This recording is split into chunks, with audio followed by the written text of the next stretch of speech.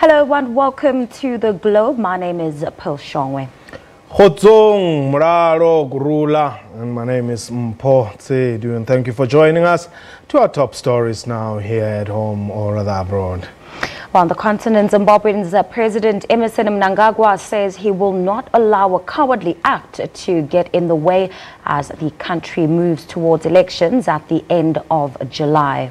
Well, an explosion rocked the White City Stadium in Bulawayo, where he addressed thousands of supporters earlier this afternoon. The blast occurred close to the VIP tent when Mnangagwa waved to supporters while leaving the podium.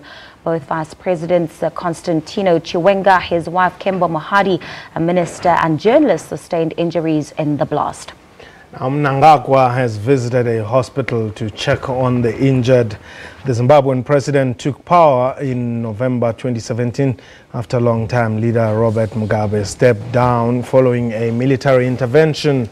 The July the 30th vote is the first without Mugabe since independence in 1980.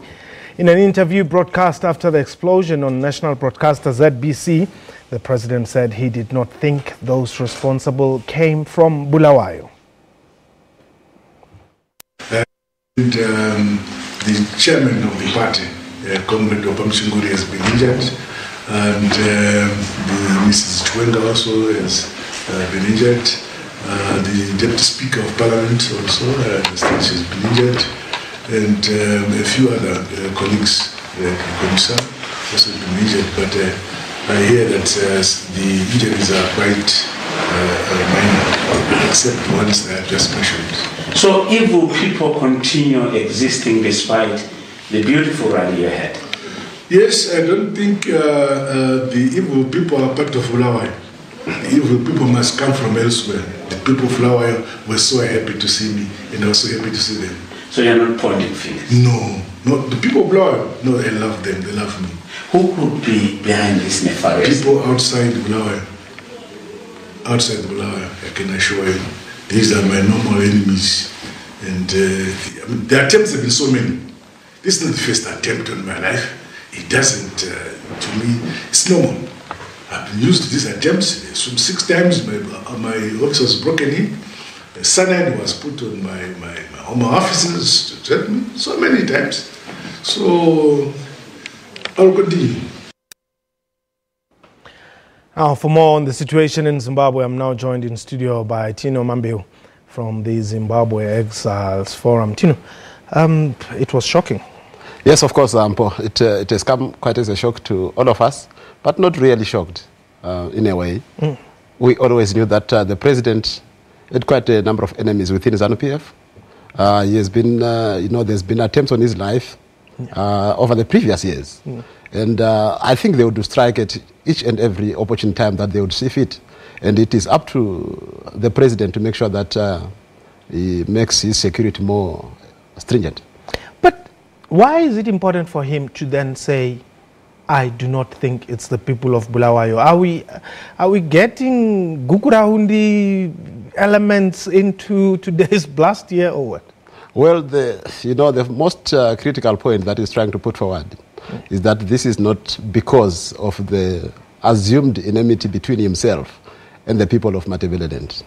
The president has been on record saying that he loves the people of Matabeleland, and also the people of Matabeleland in some quarters. I think you'll understand the political situation in Zimbabwe. Yes. You have also been on record that he was partly to blame for the skirmishes that we saw.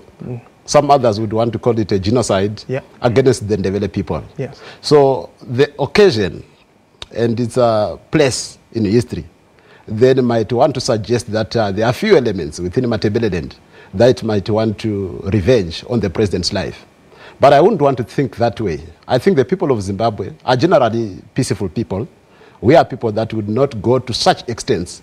I think we would have seen how we coped under the dictatorship of Robert Mugabe. We coped for a very long time, and we never saw such things happening. No, you didn't cope. You ran away. Most would have run away, but still there was people that remained in the country. So we really coped under very difficult circumstances. Now, I looked at this video, right? And I I mean, there are all sorts of angles people are putting forward. Yes. And they're saying, well, why is General Chiwenga not walking with the president? Why did he walk and then turn back? Did he know something that people didn't know? But you're saying Zimbabweans are peaceful people, and we know. Of course, we are very peaceful. I think we have existed under very, very difficult conditions, as I've alluded to. Yeah. We don't like violence. We detest it by all, standards and definitions possible. So you bring in a very intriguing matter of VP. Yes. Of which at this particular moment, I have also tried to analyze the video, and I would want to think that he was greeting somebody when that whole thing occurred. Yes. But at the end of the day, politics is politics, and it will be better mastered by politicians. Yes. And I would not believe at this particular moment that the president would have been set up by his VP.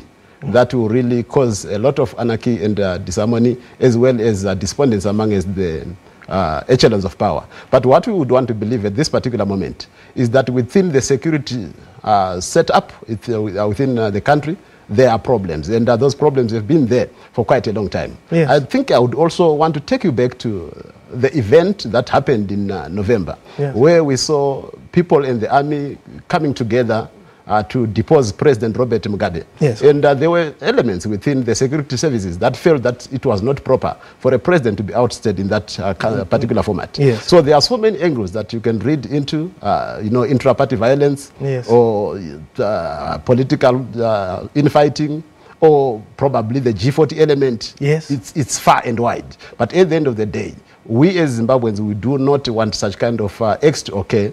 And we believe that through negotiation, we would be able to build ourselves and become a stronger people. But as you said, it happened in Matabeleland, and yes, there is a lot to be said about that.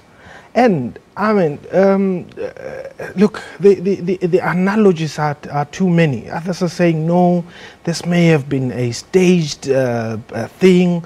The president cannot just emerge unscathed. Maybe he's trying to solicit sympathy because the MDC is making inroads in quarters which ZANU-PF had felt that, they were stronger and all that. I mean, for now, it indeed remains just speculation. But do you think politics can be ruled out here? The only person who is able to get to the president is the people within the security system. And, by the way, yes, before you even finish, this is a presidential event. Of course, right? And proper checks would have been done. Yes, and the place would have been on lockdown for the past 24 hours. Of course, to make sure that there is no possibility of an attack on the president. Yes. But as I said, ZANU-PF is a party that is on the verge of implosion. Yeah. We saw it in the past year, and we continue to see it now. I think I will take you back when the president said, there are people amongst you parliamentarians, when he was addressing them in Harare, yes, at the Rainbow Towers. Yes. He said, there are people amongst you that are planning to impeach me. And he has also mentioned there was a talk of Boram Sango, yes, which he really speaks to people voting for a particular MP and then dropping him on the presidential candidacy. Yes. So there's quite a lot of disharmony within ZANU-PF. And for me, my finger would probably point at what is happening within ZANU-PF itself and the security establishment. But why is that the case? Because it would appear this is an albatross of some sort. Because, I mean, even if you look back at ZANU-PF's history, yes, it appears people don't just die, within ZANU-PF. You try and check Tongogara, there's a story. Ziapapa Moyo, there's a story. Herbert Chitepo, there's a story. Now, there's another story. Yeah, of course, in politics, stories will keep on emerging. But I think the best way to look at it is to say that the president is safe at this particular moment. Yeah. And we would expect that security around the president is increased. But I want to tell you that the people of Zimbabwe are not in any way in support of such acts of violence happening to the head of state or happening to anybody for that matter. I think we are trying to grow up, and we are trying to be a people that is recognized in Africa as a peace-loving people, and as a people that can be able to sit down and solve their problems. But a lot has been happening since the days of the war, as you mentioned, that most of the generals would die under curious circumstances, and there's been speculations here and there. But I would also want to believe that the setup in ZANU-PF is quite stringent and something that is very, very difficult to understand. So you would never know what happens, and we are only hoping that we go into these elections and be able to choose our president without having to go through certain circumstances that are not good for the people. How does it affect you as, well, I don't even know whether I should still call you exiles or, you know, Zimbabweans in the diaspora? We are still very big exiles. Our situation has partly changed, but the wishes of the people have not, have not really prevailed. Okay. I think I would also want to mention that during November, when the people went into the streets, it was believed that we really believed, and we still do believe, that it was a moment of the people of Zimbabwe. But unfortunately, ZANU-PF on its own then captured the moment and made it theirs. And they declared on national television that it was an internal problem. I don't know when it became an internal problem, because we had all gone into the streets, MDC, civil society, and all the people of Zimbabwe went in the streets and demanded that Mugabe to step down. But they turned around and called it their moment. So I think we can also extend now and say this that has happened today is a moment of ZANU-PF. It is within ZANU-PF, and ZANU-PF has the control to it. But unfortunately, it has to draw the irony of the people of Zimbabwe, because we cannot be separated from what happens within our government. And I should also mention that if that was, if it had been a very big bomb for that matter, you would have wiped the total leadership of the country, the total leadership of the party. Yes. And that calls into question the type of people that we have amongst ourselves, the type of people that we have amongst, within our leadership, and to say, where are we going as a people? It's possible to clear the whole administrative part of a nation. Then what happens next? Do we have the army rolling tanks into the streets and declaring a state of emergency and taking over power? When there is no president, vice president, their spouses are gone, everybody is wiped off just by one slight mistake. I don't think we want to go back there. The good thing, though, is that the president has come out clear that elections are going to proceed as normal. Yes. And I know that the ruling is the diaspora is not voting. Of course, yes, we are not going to be participating. Yeah. And that's bad for us. I wanted to just take the moment to bring that element as well as to, how did you feel about that? We felt very disappointed, I must tell you that. In the first instance, we cannot deny it. We are the backbone of the nation. We have carried Zimbabwe through thick and thin. When there was nothing, we sent money and food back home. And to be denied the right to vote, I think, is quite gross, and it's a slap on the face. But however, we still continue to press for that sacrosanct right to be extended to every Zimbabwean, regardless of their position in the globe.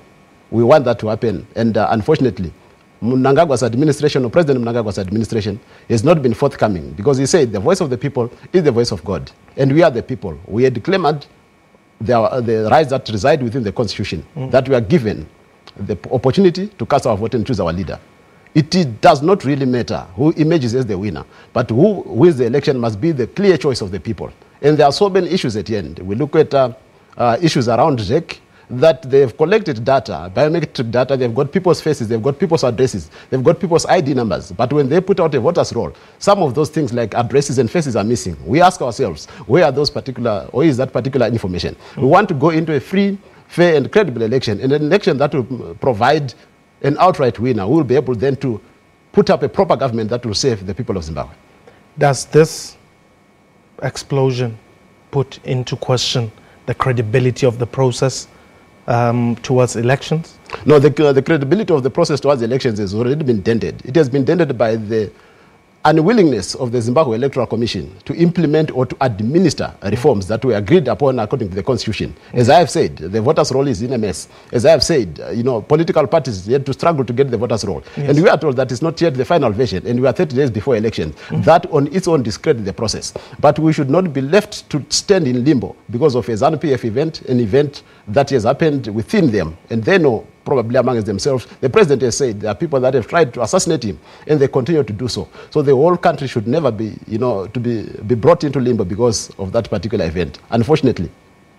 Well, you are adopting quite an interesting position that, look, this is a ZANU-PF mess, basically, and they must own it. and not involve the rest of the country. But fact of the matter is, it does bring in, I mean, Chamisa has also spoken out in condemnation. Of course. And I suppose all the candidates, 23, is it? 23 of them, yes, are going to probably, well, 22 are going to also condemn them. But somehow that, I mean, something that you cannot really run away from is that it really does bring into question the safety and security of this process. And this is a question that I had asked my colleague Mzwandi Lembeche last night when he was in Luanda, at the SADC meeting, to say, was there anything said about the safety and security of the Zimbabwean election process? Well, I think it is up to the people of Zimbabwe and partly up to government to make sure that the people that are on the campaign trail are safe.